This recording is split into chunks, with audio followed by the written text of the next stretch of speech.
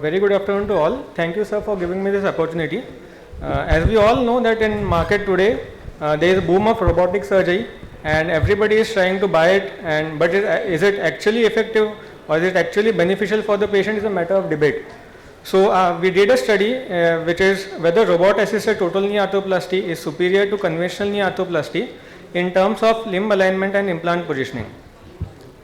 So the primary variables which affect functional outcomes in total knee arthroplasty are to achieve the desired mechanical alignment, accurate implant positioning, balancing the flexion extension gaps, proper ligament tensioning, and preservation of periarticular soft tissue envelope. So this is the picture. On the left side, as you can see, is the main robotic screen, which we call as the heart of robotic, which tells us objectively about the implant positioning and even the flexion extension gaps. The below picture is a executing tool, which is the high speed robotic burr. On the right side is the conventional pictures of intraoperatively, which uses extramedullary zigs for tibia and intermedullary for femur. So the aim of our study was to compare the radiographic and functional outcomes between robot assisted and conventional total knee arthroplasty. The primary objectives which were set were comparing radiographically in terms of alignment using standard scanograms and implant positioning using anteroposterior and lateral radiographs. The secondary objectives which were set were to assess functional outcomes using Oxford knee score and to compare incidence of complications between both the groups. The sample size was 128 knees, in which there were 61 knees of conventional group and 61 of robotic groups. The primary angles which were measured were in coronal and sagittal plane.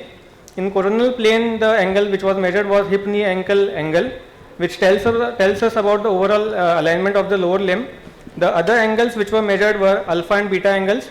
So the alpha angle is the angle which tells us about the femoral component in valgus, coronal alignment, and beta angle is the alignment of tibial component in coronal plane. The gamma and sigma angles were the femoral flexion angle and tibial slope angle respectively. So this is the same slides actually. The outliers for alpha angle were measured as those lying plus or minus 3 degree to 96 degrees, that is 6 degree of valgus, and for beta angle were measured as those lying plus or minus 3 degree of 90 degrees.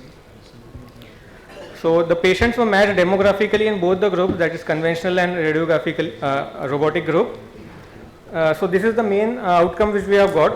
So in both the groups, as we can see on the left side table, there was no much difference in terms of radiographic alignment, whereas on the right side, as we can see, the number of outliers has definitely decreased in robotic group as compared to the conventional group. However, there was no significant difference between the two groups.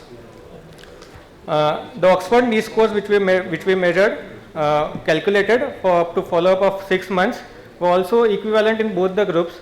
Paradoxically, in our study, we got the surgical time which was lesser as compared to the conventional group, and the complication rates were also lesser in robotic groups, which were only one fracture which had periprosthetic femur fracture. So to conclude, this paper demonstrates that the robot assisted total knee arthroplasty does not result in statistically significant improvement if we consider 3 degree as outlier, and in terms of mechanical alignment of the lower limb and accuracy of component positioning.